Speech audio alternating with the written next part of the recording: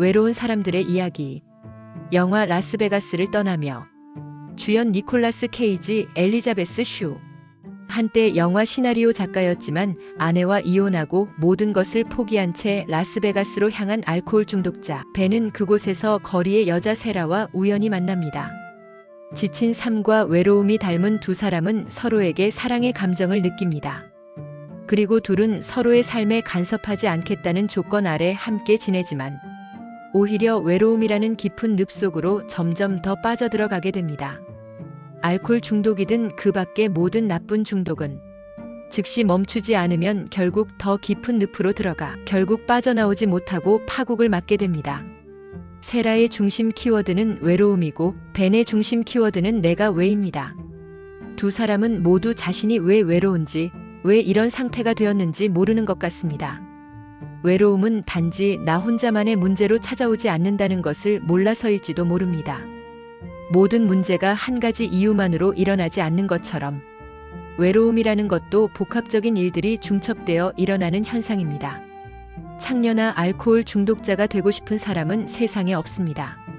사람은 태어나서 좋은 부모를 만날 수도 있고 혹은 태어났는데 부모가 있어도 없는 것보다 못할 수도 있고 사람들은 다양한 환경에서 수많은 사람들을 만나면서 살아갑니다. 상호 연결된 수많은 상관관계 속에서 내가 만들어지는 것입니다.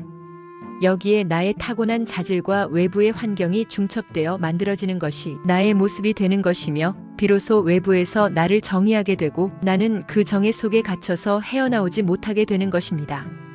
그런데 그것이 비자발적인 고립으로 이어지면 외로움이라는 죽음에 이르는 병에 걸릴 수도 있는 것입니다. 나의 타고난 자질을 우리는 흔히들 사주팔자라고 합니다. 외로움과 중독에 약한 사주팔자를 타고났는데 젊어서 운까지 나쁘게 만나면 세라와 벤 같은 운명을 맞이할 수 있게 됩니다. 그러나 운이 바뀌면 얼마든지 극복할 수 있습니다. 추운 겨울이 한없이 지속될 것 같아도 반드시 따뜻한 봄은 옵니다. 인간도 자연의 일부이고 인간사도 자연과 같습니다. 노년에 찾아온 불운은 극복하기 다소 힘들어도 젊어서 찾아온 불운은 반드시 극복할 수 있습니다. 자신의 사주팔자와 대운의 행로를 보면 누구든 알 수 있습니다. 힘들고 어려울 때 주위에 좋은 사주 상담가를 찾아가 상담을 받는 것도 좋은 방편입니다. 미신이라고 치부하는 사람들은 어쩔 수 없지만 죽음에 이르는 병이라 할 수 있는 지독한 외로움을 그냥 두는 것보다는 자신의 운명을 전문가와 함께 풀이해보는 일은 매우 현명한 선택이라고 생각합니다. 이 세상은 절대로 계속해서 굳은 날만 있는 게 아닙니다. 영화의 내용 중 외로움에 대한 명대사가 나옵니다. 단지 여기에 있어만 줘요. 내가 원하는 건 그거예요. 이 영화의 모든 것을 한 줄로 깔끔히 정리한 명대사라고 생각합니다. 이 대사는 세라의 대사지만 벤의 대사이기도 합니다. 벤도 어쩌면 이와 같은 말을 자신의 아내에게 수없이 했을 것이고 가슴속 깊은 곳에 간절한 바람이었을 거란 생각이 듭니다. 벤이 알코올 중독자라서 벤의 아내가 떠난 건지 벤의 아내가 떠나 벤이 알코올 중독자가 된 건지 알 수 없습니다. 그러나 확실한 것은 지금 벤은 외로움의 알코올 중독자가 돼버렸다는 것이고 아무도 그를 이 깊은 중독의 늪에서 빠져나오게 진심으로 도와주지 않는다는 것입니다. 비슷한 처지의 세라는 옆에 있지만 그녀는 영향이 되질 않습니다. 사랑이라는 마음 하나로 벤을 치유하기엔 세라의 능력과 자질로 보아 역부족일 뿐만 아니라 설령 세라가 치유의 노력을 했더라도 벤이 술 마시는 것을 멈추게 할 수 없을 뿐만 아니라 술을 못 마시게 되면 벤은 세라 곁을 즉시 떠날 것을 알기 때문에 세라는 그냥 지켜볼 수밖에 없는 처지가 되었던 것입니다. 세라와 벤의 대화 속에 서로가 외로움으로 인해 죽음의 깊은 늪 속으로 빠져들어가고 있는데도 서로는 상대에 대해 상관하지 말자고 합니다. 물론 대화 내용은 내가 술 마시는 것을 못하게 하면 안 된다는 것이지만 그 속에 숨은 말은 벤도 세라가 나가서 하는 일을 못하게 하지는 않겠다는 것입니다. 외로움 속에 만난 두 사람의 사랑은 그것이 사랑인지 외로움의 상자 속을 보이지 않게 포장한 사랑의 포장지 같은 것인지 우리는 알 수 없습니다. 아니 어쩌면 세라와 벤도 모를 수도 있습니다. 세라와 벤 모두는 죽음에 이르게 할 수도 있는 지금 현실의 외로움과 중독에서 절대로 벗어나지 못할 것 같고 차라리 죽음으로 이와 같은 괴로움에서 벗어나고자 하는 것입니다. 세라와 벤은 말하지 않아도 서로가 서로에 대해 지금의 상태를 너무 잘 알고 있습니다. 벤은 그것을 잘 알고 있기에 이렇게 말합니다.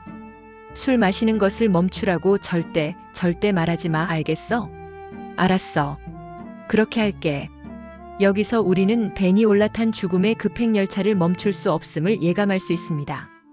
벤은 자신이 술을 마시는 행위에 대해 상관하지 말라고 말을 하고 있습니다. 그런데 여기서 술이란 단어를 직업으로 바꾼다면 세라의 말일 수도 있습니다. 한국 영화 중에도 외로움에 대한 유명한 영화가 있습니다. 영화 은교입니다. 배우 김고은을 일약 스타에 올린 데뷔작인 영화 은교 역시 외로운 사람들의 이야기입니다. 어린 은교 김고은이나 늙은 저교 박해일도 모두 외로운 사람들입니다. 어려서 늙어서 유명해서 능력이 없어서 외로운 사람마다 그 이유는 너무도 많습니다. 영화 은교를 한 줄로 말한다면 이 대사인 것 같습니다.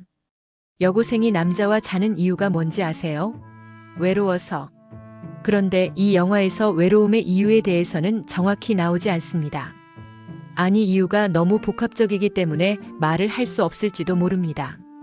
흔히 사람들은 너무 할 말이 많을 때는 말을 하지 않게 됩니다. 말해봐야 소용없고 상대가 이해할 수도 없으며 이해하려고 하지 않는다는 것을 알기 때문입니다.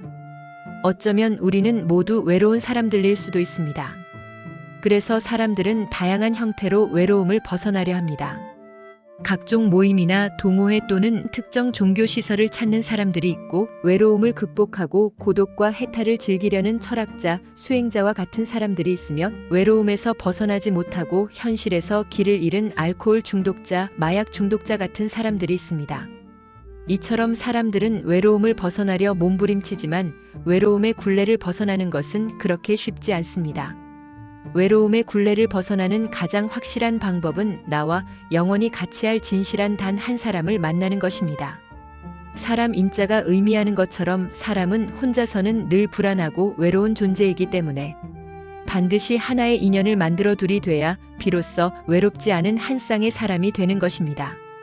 둘이 있어도 외롭다고 느끼는 것은 잘못된 인연이 아닌가 생각해 봅니다. 라스베가스를 떠나며를 한 곡의 노래로 만든다면 이정선의 외로운 사람들이라고 생각합니다.